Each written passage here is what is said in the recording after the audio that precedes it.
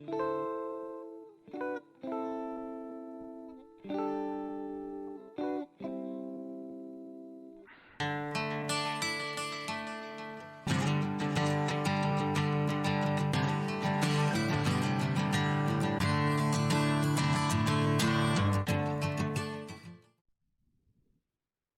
back to Grump's Barn, where today I'm celebrating.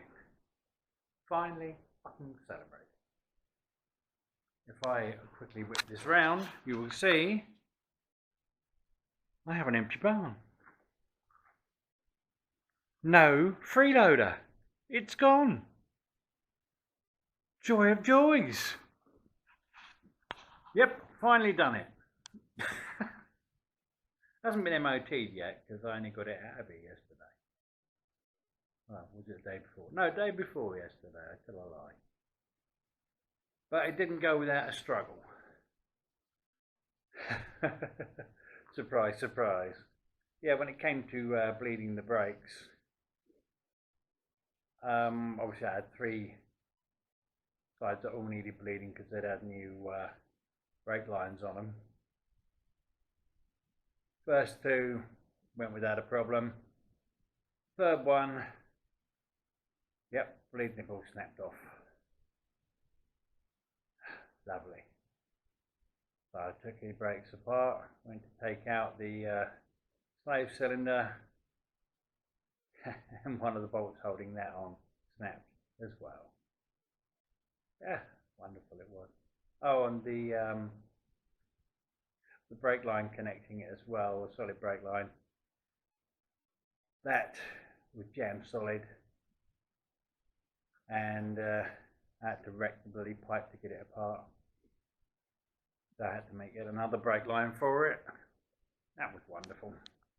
And then after a mere 3 attempts at bleeding it, it finally got all the air out. Mind you, it's not surprising, there was a hell of a lot for the place, as you know. So yeah, that was done, and the clutch only took about another hour or 2 of bleeding and more fucking bleeding, until finally it decided it wanted to stay as it is, and for the last day or 2 it's actually stayed fine. It's just hope it stays that way, because if not, yeah, I mean, I have to put a new master cylinder on there, which is not a difficult job, probably. And it's only 50 quid, so we shall see. Anyway, that is out the bloody way now, and I've had to have another change of plan because I've made another slight cock up with the Defender. There was a lot of vibration suddenly started on the front end of it, especially at speed. I just assumed it was wheel bearing. Sounded like it. Felt like it too. So I had a good look under it the other day and found that the panhard rod hadn't been fully tightened down. Yeah, I know. Rookie fucking mistake, but there you go. I've only been doing this for 30 odd years. Well, we all make mistakes. But that's now a lot better. So that will be coming into for me to redo the swivels anyway, because they're desperate for it. And when I do that, that'll be a little series on its own on here. The next thing I'm going to do is I've just charged the battery on the old girl. So once I've had a good clean up in here, generally tidied up my tools because there's shit everywhere as per usual. Once I've done that, I shall drag her in here.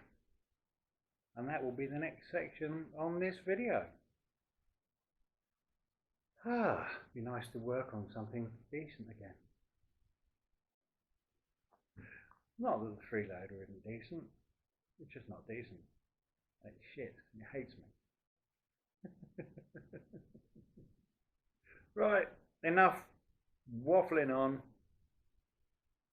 I'm gonna come and get off here, clean up, and then the next thing you'll see will be the old girl in here. Let's see what we can find on that. See what damage the mice have done for a start. Right, back in a sec. Well, there she is, finally in the garage, the barn, this place, whatever. And if you look down, you'll see a lovely little trail.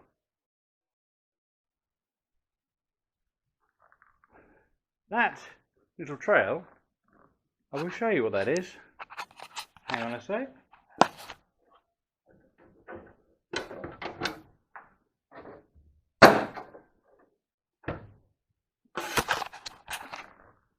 Here we go. If you look in here, I was just looking a minute ago, the spill pipe under here has been thoroughly chewed.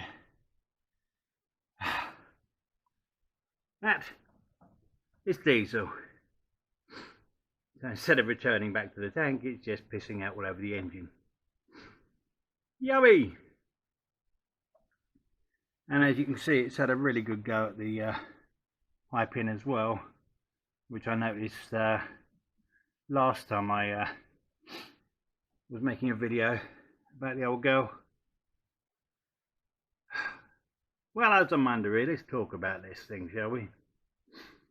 As you can see, there's a 200 TDI sitting in her. Obviously, it's only a 200 DI effectively, because it has no turbo. And if we come around this side, you can see here that the exhaust manifold is off a 2¼ diesel. It actually took very little messing about to get it to fit. Land Rover really changed nothing between models pretty much. It fits perfectly with a few little alterations and some homemade clamps. So what with that, and this 200 TDI is actually running with a Series 3 gearbox on it. And again, that Series 3 gearbox mates onto it really well. Okay, a few little alterations. You drill out a few blanks. And you're away. Well, drill them out, tap them, whatever. Yeah. With some extra bolts to hold the ladder frame underneath the engine steady. But yeah, fits in here very, very well. And I've even managed to use the old elephant's nose here, complete with the original oil bath filter. Okay, that's sitting where the battery would normally be. But no, it works absolutely fine. As you can see, there is no cooling fan sitting down here. There's no room for it. So what I have instead is an electric cooling fan, which is controlled from within. Not that I've ever needed to use it. This is a standard Series 3 radiator, and it's always been perfect. Never seems to get hot enough. In fact, the temperature never seems to get anywhere more than, well, not even halfway. It goes about a quarter of the way up. And that's with an adapter. I've actually used the original sensor from the 2¼ in an adapter block into the engine. So it works fine with the temperature gauge, but the thing never gets that hot. Even when it's sitting around for a while, it doesn't seem to make them a lot of difference. There's just so much cooling in this radiator for this engine. This engine, just without the turbo, just doesn't get very hot at all.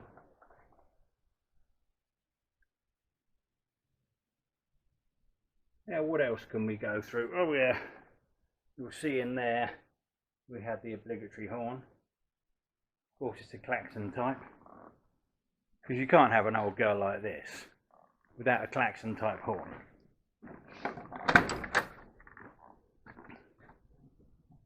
Hang on. Have to show off the klaxon now, don't we?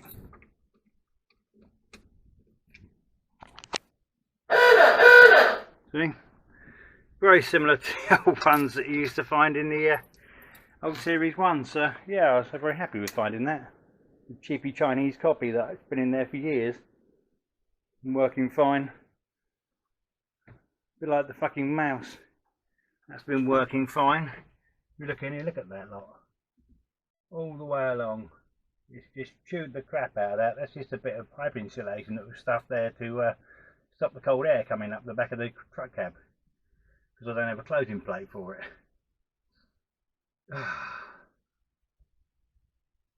Demister. Chewed the crap.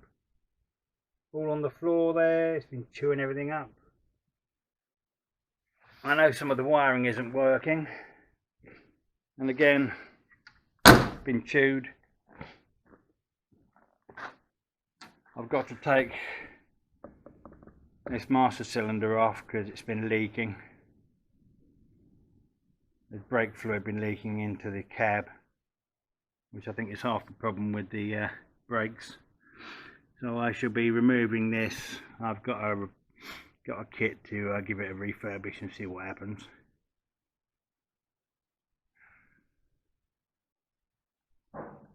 I've also successfully managed to reuse the actual throttle arm that is originally used by the Series 3 to control the throttle on the 200 TDI. The Series 3s had the option of the cable on them, and with a bit of buggering about I came out to make some connectors here, make it work. But it was surprisingly painless, that bit.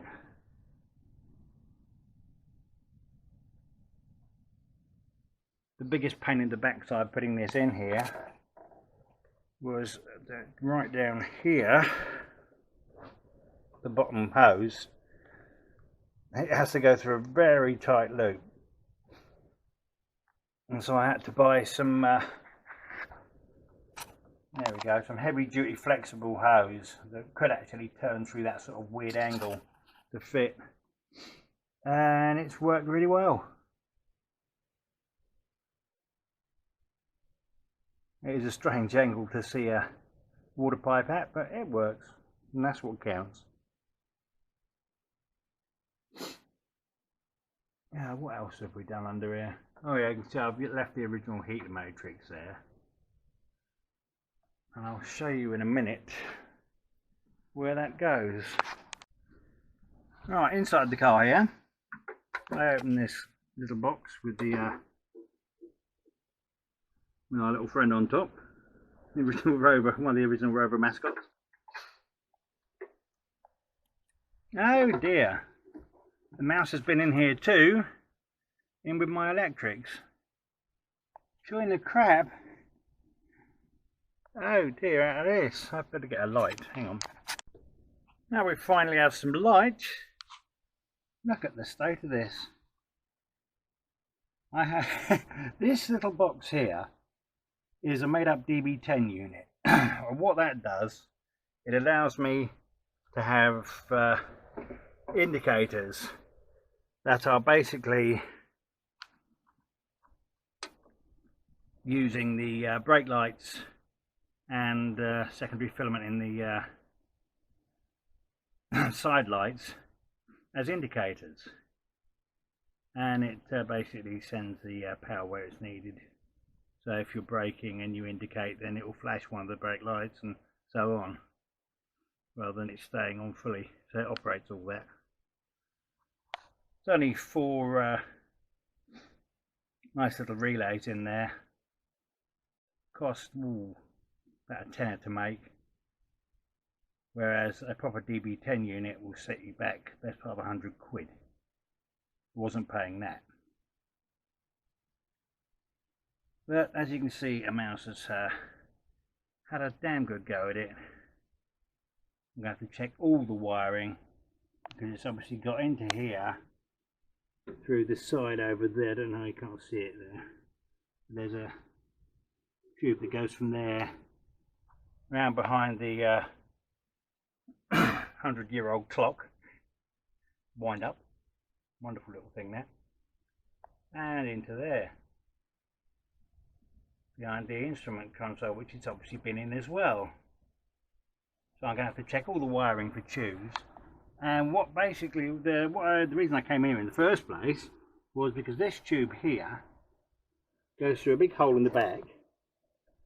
You can't really see it properly there, but that's where the heat comes through. So when the little radiator warms up for the heating, doesn't need a fan because you've got enough airflow under there when you're moving along anyway. This little tin box here, it's very, very warm.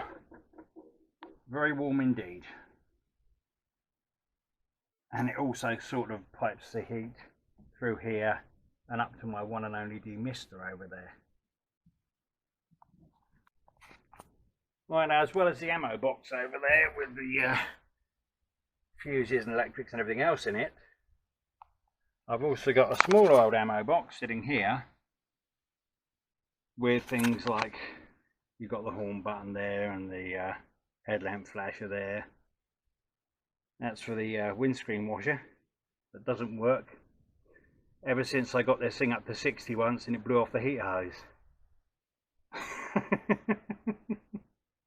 Yeah, I had to fill it back up using, there's a plastic washer bottle under there. I had to use all the water from that to fill up my radiator so I could get to a mate's place and fill it up properly. But it works.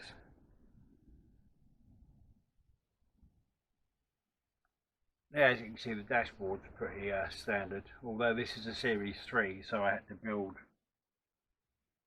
the console to take it. One day I'll get around to painting it all so it all just blends into the surface maybe. It's got the one wiper. I did have an original wiper on here, but that packed in the windings on it were fucked.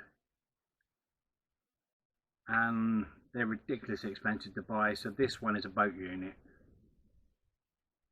Only cost me about 15 quid. It's identical in size and everything else and works perfectly. What I need, it's got the traditional 1 speed. Slow. Yeah, it works pretty well for what it is. Obviously it's crap if it's raining more than a bit. You can't see a fucking thing then. But there again, the original wipers are that bad, so. And it doesn't get used a hell of a lot these days, unfortunately. So I've got another problem with it as well. I've got to sort out. The throttle cable is now sticking, but that's just through lack of use. It just needs taking apart and relubing. Down here shows you why you should never buy shitty cheap plastic gaiters. This crap here, all this breakage, is not due to the mouse, although it probably helped.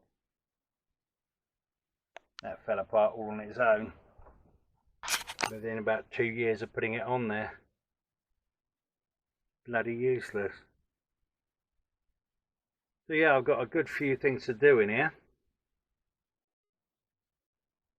I'm clearing up the mouse fucking mess. I'll have to set some mouse traps when I go back down to the garage.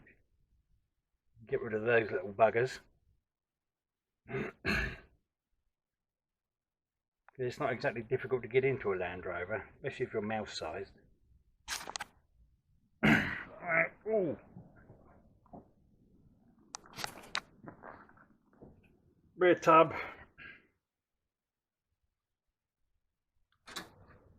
That was my old no parking sign. I've had that years. Now where the hell it came from? My brother came home with it about 40 years ago. After a drunken party. Oh look, more evidence of mouse. Little bugger. Oh, and some more here. Oh, I've been having a field day. Yeah, this old girl, when I got her, well, you've probably seen the slideshow. If not, I'll put a link to that. When I got her, she was just a mess. Nothing was actually attached to anything. There were no brake lines, no electrics, nothing. I had to redo it all from scratch. Chassis was in fairly good nick apart from the rear cross member, which has been very badly stuck on there, a replacement. Yeah, it came with another rear cross member from a mate of mine. And yeah, if you look at the back of this, you may or may not notice there's something very wrong with the back. If you look closely,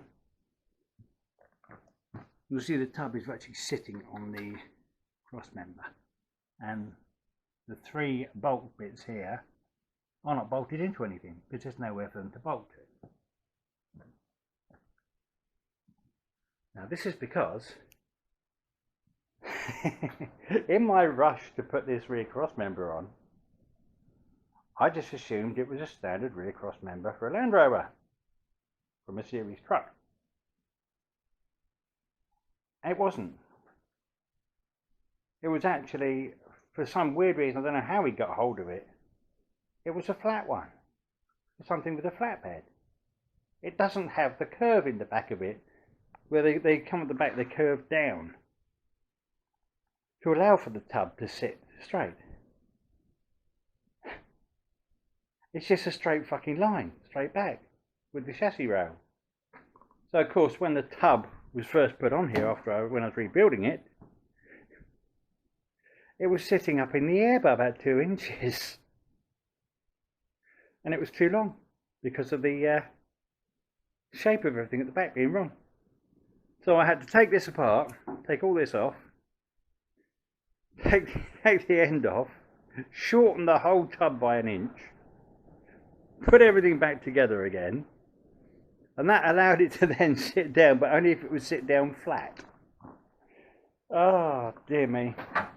Hang on, let's take this rear tailgate off and I'll show you what I've had to do. See, the tailgate is not actually hanging on anything, it's just sitting there. It can't go anywhere because it locks itself in behind the hinges. Yep, so the bottom of the tailgate sits here behind the hinges, so it can't go anywhere, then it's locked in at the top of the anti-leers. So it can't actually go anywhere, and if you see, what I've had to do is bend these over. I had to cut them off and had to bend them over to hold the tub down.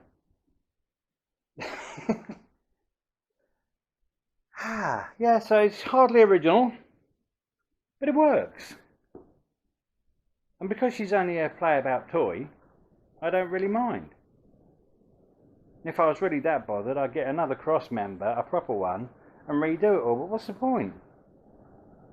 She's fine as she is, works perfectly. It wasn't that long ago that I had all these dirty great blocks that are sitting over here. I had about, I think it must be about half a ton of them sitting in the back of her. Best I've ever known is suspension, I tell you. All that weight in it. I took it quite happily, held it fine, worked a treat. It does everything I need it to. And I've never been bothered about originality. I prefer to customise stuff anyway.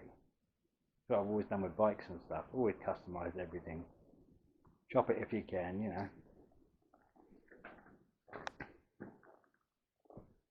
So that's what I've done with this. It's a fully custom vehicle. Yeah. I'll back to the interior again for a minute. As I'm coming this way, I need to turn the light off in a second. You see, these are the original Series 3 vent flap openers, but I just bent them around a bit and fitted them up. They're fixed onto here and down here, a little bracket, which holds them very nicely. So they're fitted in the same position that they should be for a proper older series motor. Okay, they're not perfect, they're the wrong type and everything else, but that doesn't matter. The fact is, they look more like a Series 2 than a Series 3. And because this came with a Series 3 bulkhead already on it, that's what I've used. Obviously, because it's Series 3 as well, it's got Series 3 hinges on it. It's a pain. I much prefer the Series 2 look, but there you go. Yeah, putting this together was a bit of a pain in the backside. A lot of welding went on around here. I had to put I had to put repair patches all in here. These are all rotten, both sides. So I just bought some repair patches and cut them to suit the holes I had. And nice and solid now. Obviously I had to cut these off and weld them back on again. That was a bit of a pain because obviously you've got to get it as near as damn it, because it's one of the few things on a Land Rover where there's not a hell of a lot of tolerance. There is some, thankfully. Yeah, what else have we got? Oh yeah, the glass on this side was knackered. Had to replace that, and rather than pay stupid prices for a glass, I just went to the local glazier and got them to make me some laminated glass for it, the exact size that I needed, because that's all it is. It's laminated glass in these to make it safe rather than toughened, which is a pain in the arse. At least with this, on this side, if a stone hits it, it would just chip it. If it hits the other side, it would just go bang and go right through. But yeah, that was that sorted out. If you're wondering why it's painted red on all the galvanised work, it's because the galv was in a terrible state underneath everything. It had already been painted grey by somebody who had had it in the past. And I thought, bugger it, I like red. I later found out that the ex-bomb disposal vehicles apparently are painted red like this. So I thought, yeah, why not? Leave it like it. I like it.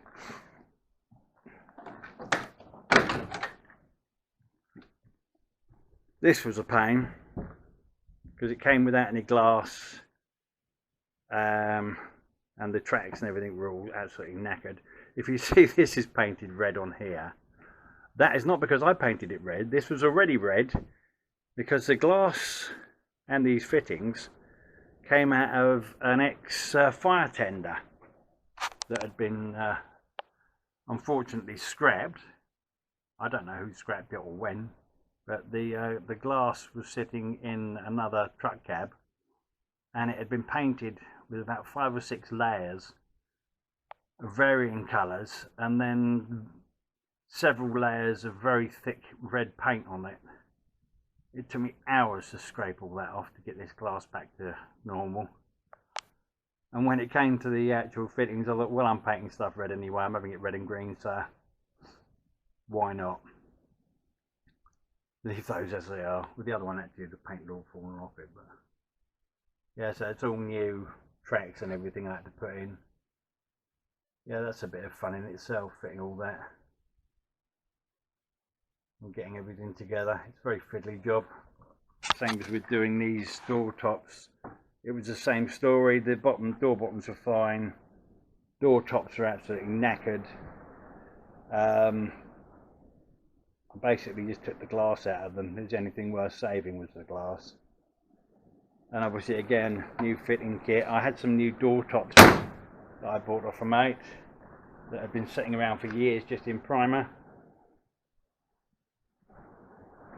Obviously I had nothing on them at all, so I had to fit everything together. And it's a fiddly job, but it's not too bad. But it works. Everything seems to hold together all right. The seats, as you'll notice, have got very, very thin backs on them because I'm so big. I'm 6'4", weigh a silly amount too.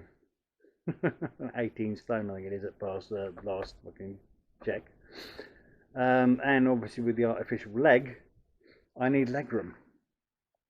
And the standard series motor has bugger all. So that was the only way I could get enough space for me to be able to sit here and get my legs underneath.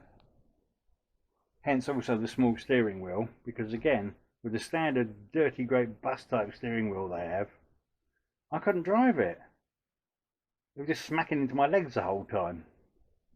So yeah, unless I wanted battered knees, I had to find a way to drive it properly.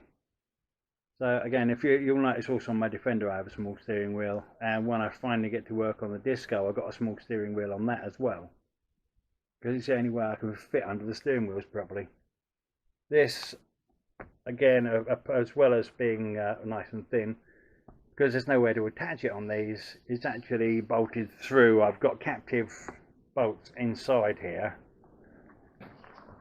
that actually attach under here. You can see it there. We've got butterfly nuts there. All stainless. I don't know if you can see that now, it's very dark. 1, 2, 3. Holding it in place. And it works well. These bottom seats there was only one original Series 2 seat in this car, and both parts of it were in a dodgy condition. So I recovered them with vinyl, red of course, and used the top of one and the back on one side as the base, and the original base as the base on this one. I've had to put new foam in them. It's all high density foam because I did have the original foam in for a little while. Then I went on a 200-mile drive on this thing when I had the 2 1/4 in it. And as well as not being able to hear anything for a day or two afterwards, my arse was in a very poor state by the end of that. There was no padding at all. Oh dear, I could hardly walk for a week. It was not good. Oh, well, as you can see, I do have, well, as I'm the eternal optimist, I do have music in here. Yep, that radio does work. You also got a little speaker there, one the other side, and these 2 other speakers, one other side of the driver and passenger over there. And if you turn it up enough, you can sort of nearly hear it. Oh dear. Well, it was a good idea. Maybe it didn't work so well, but it was a good idea.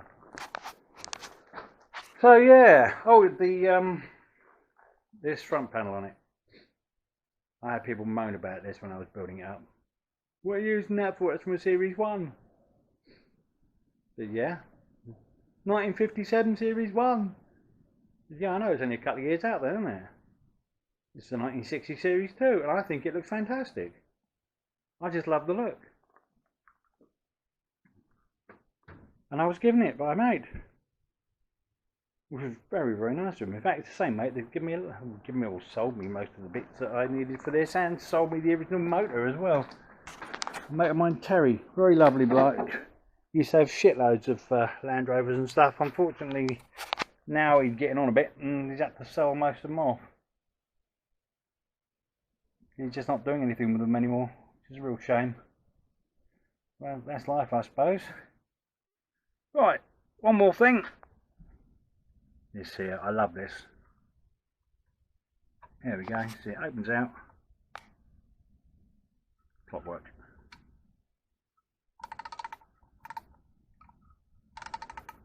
For that authentic motoring experience, you have to have a 100-year-old clock in your car.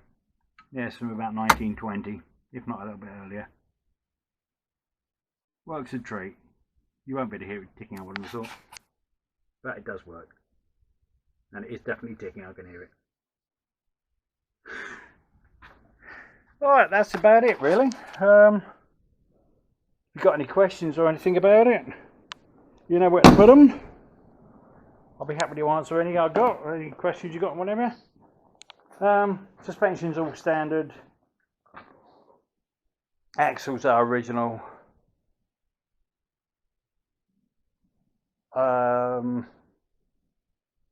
Yeah, all the running gear is original. Bodywork, the wings are original.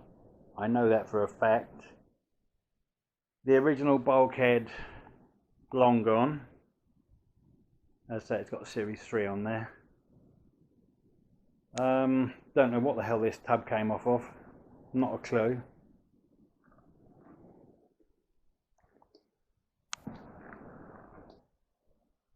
Doors again the same. I don't know if they're original or not. I know they, well, obviously the everything else isn't. Actually, no, they're not original. Of course they're not. Silly me. They got the wrong type of stay in them. So I don't know what happened to the original ones. Or indeed where this truck cab or anything else came from. but seeing as they fit across all the models, doesn't really matter. So yes, that's it for this one.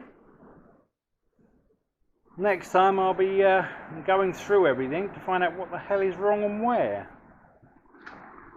Before I finish this, I just noticed, look, yeah, we've got a bit of a leak in there.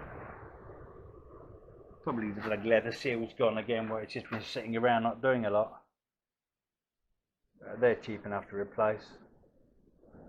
I dare say it could do with everything checking anyway. But as I say, if you've got any questions, then feel free to ask them. Oh, and yeah, everything, when I rebuilt it, obviously all this was all redone. These are the original steering rods, but obviously with all new ball joints and everything, it was all, I had to rebuild, as I say, everything from scratch, wire it all up from scratch. All new brake lines. Oh, and I did put in, well, as you can see, that is a dual circuit master cylinder as well, just to make the brakes that bit better. And I haven't got that little shuttle valve on the bloody thing because they're a pain in the arse. And all they do is tell you if your brakes have failed one way or the other. And I'm sure you'd work that out if they had, like I have with it, because I've only got half my brakes at the moment. Oh, and I've just realised from here, you can actually see the clamps here that I had to make up. The clamp down there to hold the manifolds in. That's just a very thick bit of steel, probably about 10 mil. Actually came from a very thick drop plate that was off of some old Ranger, I think. Cut it up and made these out of it. And as you see, it sandwiches down here. Sandwiches the inlet manifold there, the exhaust manifold on. Yeah, it worked very well. One of the few things that haven't given me any problems. Right, that's it for now. So next time I'll be delving deeper into this thing and finding out what this damage this bloody mouse has done. And I'll also be taking off very soon. I'll have to take off this